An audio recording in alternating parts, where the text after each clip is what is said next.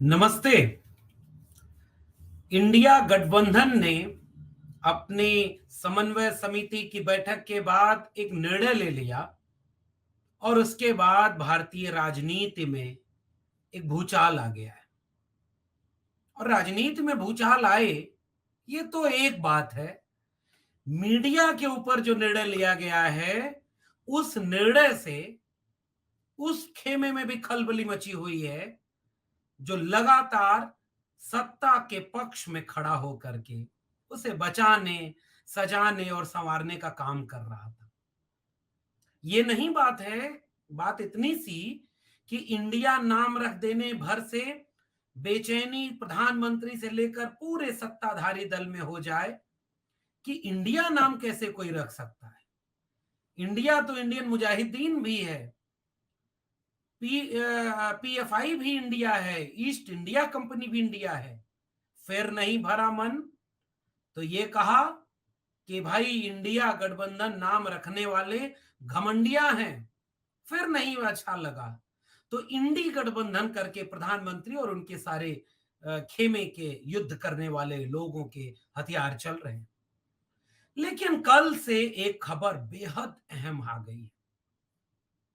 14 एंकरों की एक सूची जारी कर दी गई है और विपक्षी गठबंधन ने यह निर्णय लिया है कि इन 14 एंकरों के शो में विपक्षी दल का कोई भी प्रवक्ता भाग नहीं लेगा। हम इन एंकरों का बहिष्कार करेंगे। बस फिर क्या था, खलबली मच गई। बड़ा रोचक है, उस पक्ष में जाइएगा। लेकिन आज की वीडियो में मैं इस पर इसका विश्लेषण करने जा रहा हूं। टीवी मीडिया नफरत फैला रही है, क्या कर रही है, क्यों इन 14 एंकरों के बहिष्कार का निर्णय लिया गया, हमारे विश्लेषण का बिंदु नंबर 1 होगा।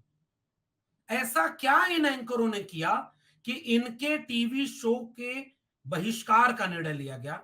एक बात।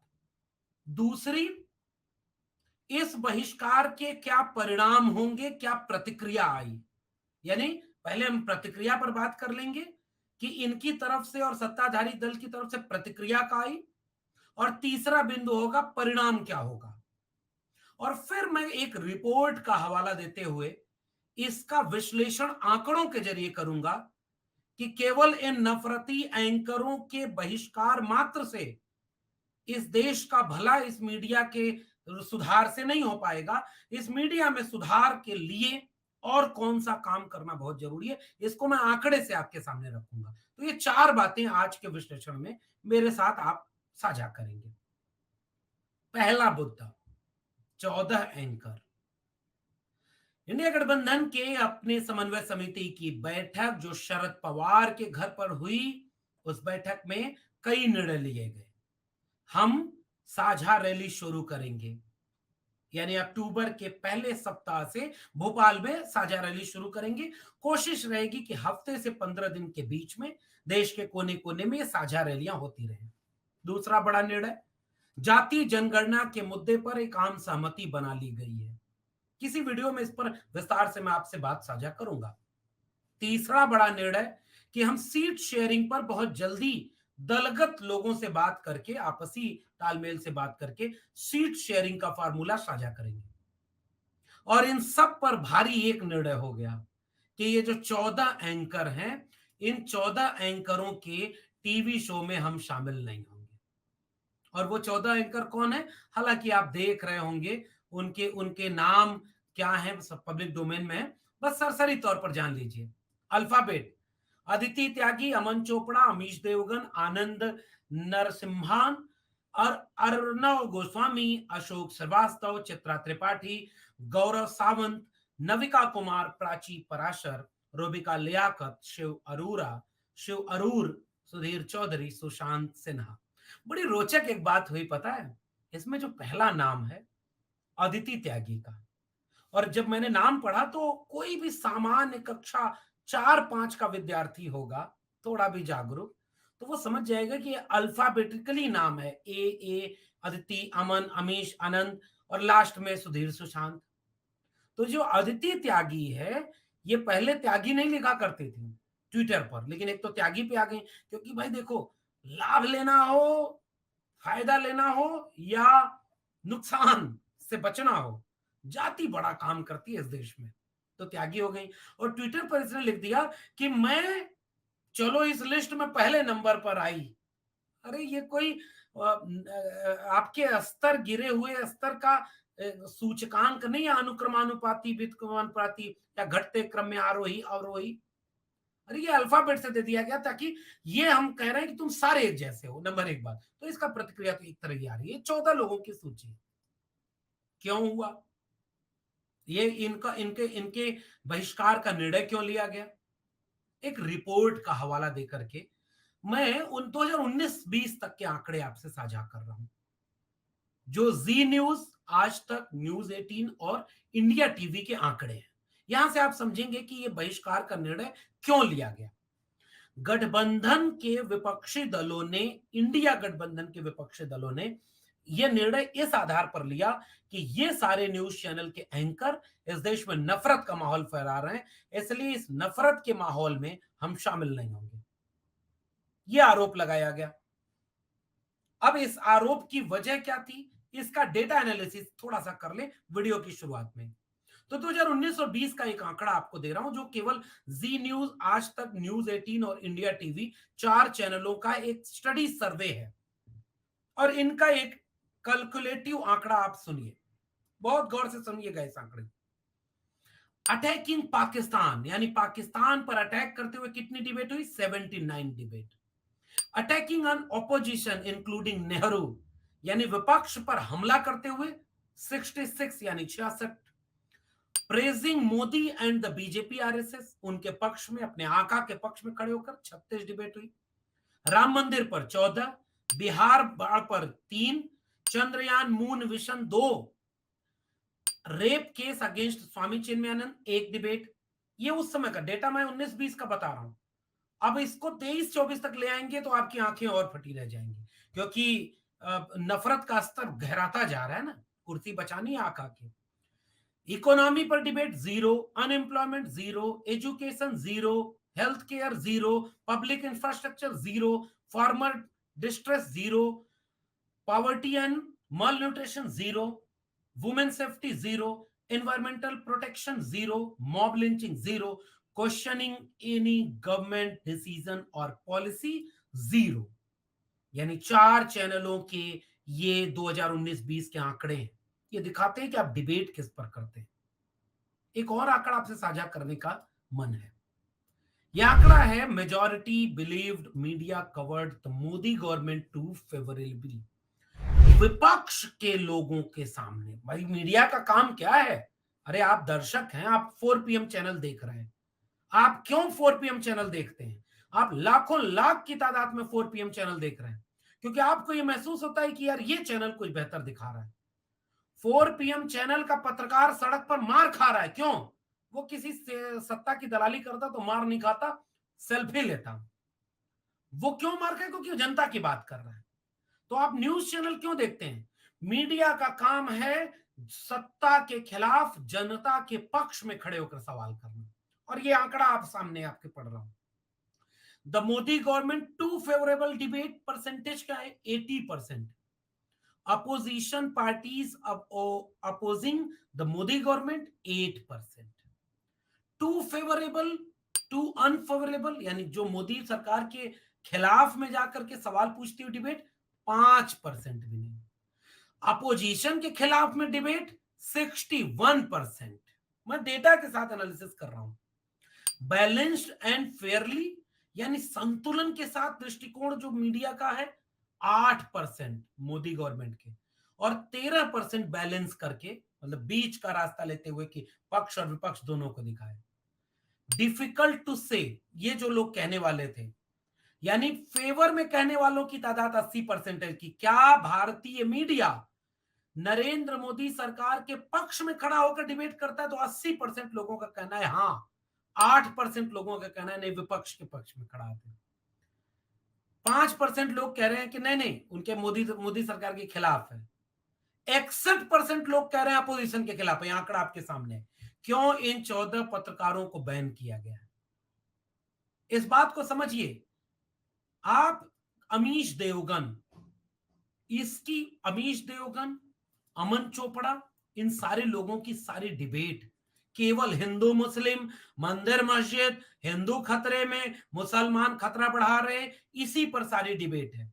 ये तो हो गई कारण, यानी बिंदु नंबर 1। अब दूसरी बात, इसकी प्रतिक्रिया क्या हुई?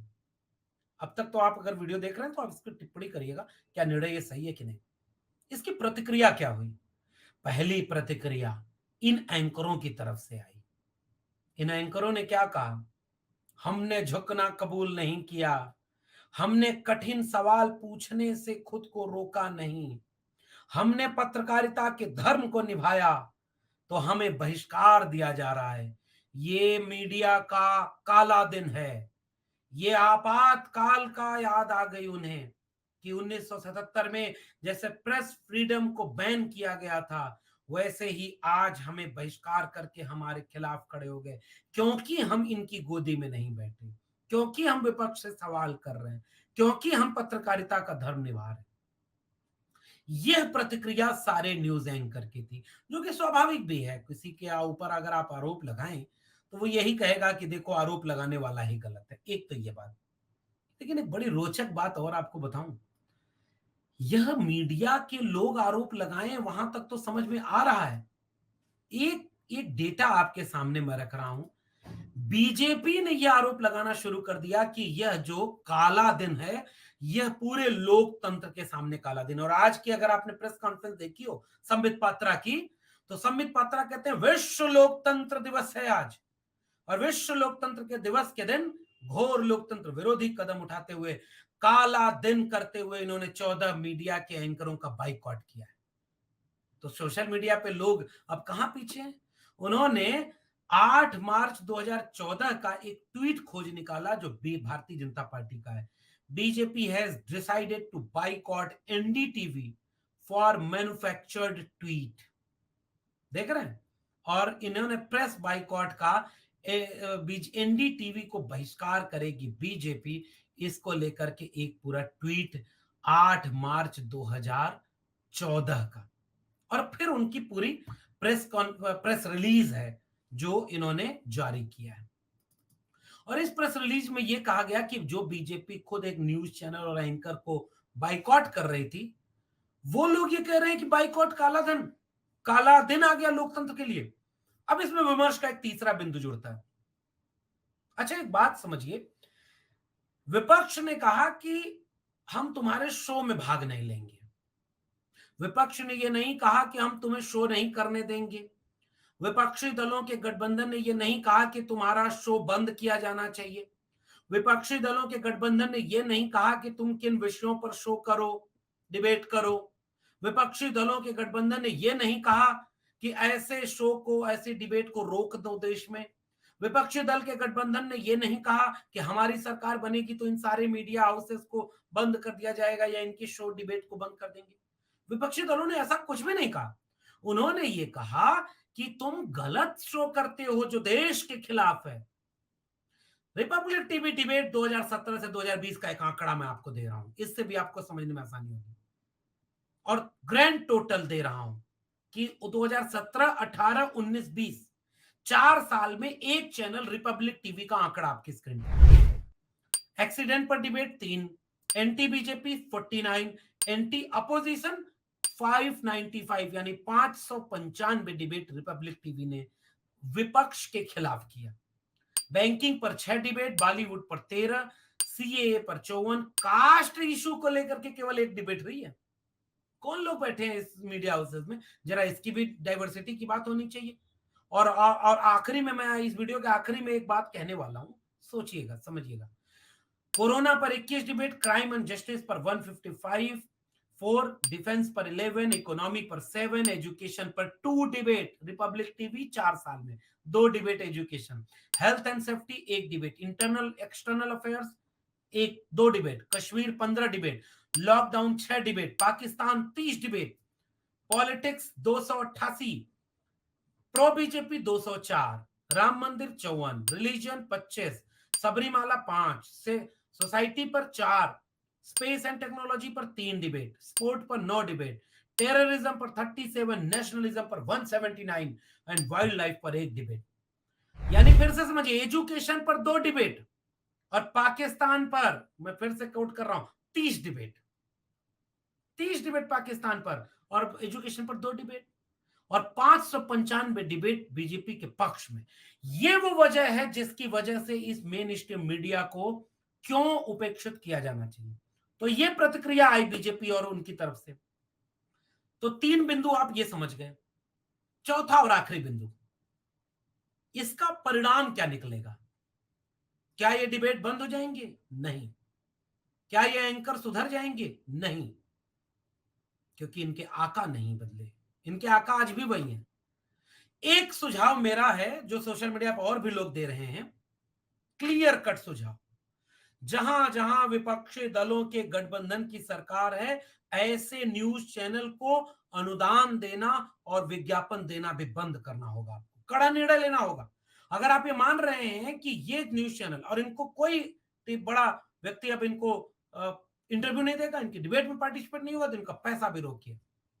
एक तरफ आप विज्ञापन दे रहे हैं पूरे मीडिया हाउस को और एक तरफ कह रहे हैं नफरत फैलाने। तो क्या आप नफरत फैलाने के लिए विज्ञापन दे रहे हैं? इससे बढ़िया तो यूट्यूब चैनल को दीजिए, पैरेलल मीडिया को दीजिए, आप उन्हें खड़ा करिए जो जनता के सवाल करे।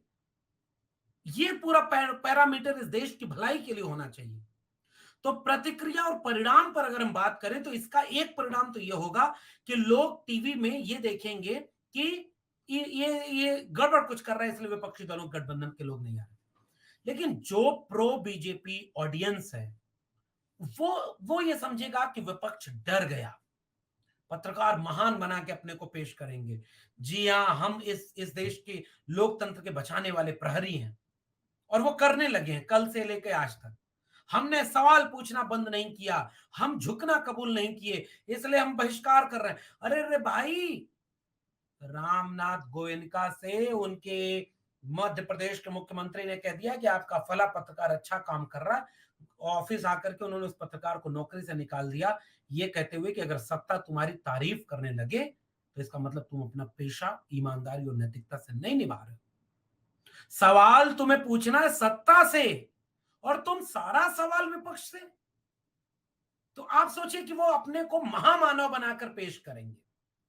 मीडिया के एंकर कि उनके ऊपर बैन इसलिए लगाया गया क्योंकि वो सवाल पूछ रहे थे। सवाल पूछते तो धर्म पर क्यों पूछते हो बार बार? आप शिक्षा पर पूछते, रोजगार पर पूछते। ये उसका स्पष्टीकरण कभी नहीं आएगा। तो हो सकता है इसका परिणाम में ये जाए कि ये मीडिया एंकर, आपका पक्ष अब वहां जाएगा नहीं, तो वो और ज्यादा अपने आका को खुश करने के लिए उनके पक्ष में डिबेट करेंगे। ये एक नुकसान तो इससे होगा। इसलिए विपक्षी गठबंधन को सोशल मीडिया और तमाम यूट्यूब पैरेलल मीडिया जो बहुजन मीडिया है, इसको और मजबूत करना चाहिए। जो सेकुलर है, डेमोक्रेटिक है, कॉन्स्टिट्यूशन को मानता है, उसको आपको वहां के प्लेटफॉर्म पर आपको इंटरव्यू देना होगा, आपको अपना पक्ष रखना होगा। और आखिरी बात, ऑक्सफैम की 2022 की रिपोर्ट कहती है कि मेन स्ट्रीम मीडिया में कोई कास्ट डाइवर्सिटी, रिलीजन डाइवर्सिटी और रीजन डाइवर्सिटी नहीं है। Majority of them are from dominant part of the Indian society. केवल थोड़े से लोग पूरे मीडिया हाउसेस पर कब्जा किए हुए। इसलिए मीडिया हाउसेस में अगर डाइवर्सिटी नहीं होगी, कल्पना करिए कि 4 आदिवासी, 10 में से 4 आदिवासी भी एंकर होते, तो उनको कभी तो मन करता है कि यार आदिवासियों के सवाल पर क्यों नहीं बात करूं। दलित होता तो दलित के सवाल पर बात करता। क्योंकि बहुत थोड़ा सा हिस्सा मीडिया का है जो कास्ट के ऊपर चाहता है। बहुत थोड़ा सा हिस्सा। आप 4 PM देख रहे हैं, आप देखेंगे कि इसमें आपको हर तरह की आवाज सुनाई देती है, क्योंकि 4 PM चैनल अपने आइडिया में डाइवर्सिटी रखता है, अपने विजन में डाइवर्सिटी रखता है। और यहां बैठे हुए सारे लोग विजन आइडिया में कॉन्स्टिट्यूशन है ही नहीं, केवल सत्ता की चापलूसी है, चारण घाट है। ऑक्सफैम रिपोर्ट कह रही है कि अगर डाइवर्सिटी नहीं होगी तो वो डिस्ट्रॉय करेगा इस देश को। तो मेजॉरिटी में विपक्ष दलों के गठबंधन को यह भी कहना चाहिए कि हम जब आएंगे तो मीडिया में डाइवर्सिटी रखेंगे और वैल्यू टेस्ट लेंगे कि आपके कोर में कॉन्स्टिट्यूशन हो और आपके पेशे के प्रति ईमानदारी हो। सच बोलिए, पूरी ताकत से सवाल करिए, मगर किसी के पक्ष में न खड़े होइए। अगर पक्ष चुनना है तो जनता का चुने। तो ये पूरा मेरा 4 भागों में विश्लेषण इस पूरे मसले पर रहा। मैं उम्मीद करता हूं कि इससे कुछ बातें आपको समझने को मिली होंगी। आपकी प्रतिक्रिया क्या है नीचे कमेंट बॉक्स में जरूर बताइएगा, अपना सुझाव दीजिएगा और इस मसले पर बहुत गंभीरता से विचार करिएगा। कहीं आप किसी जहर के स्लो पॉइजन डोज में तो नहीं जी रहे। बचाइए इससे पहले कि बचाने लायक न बचें।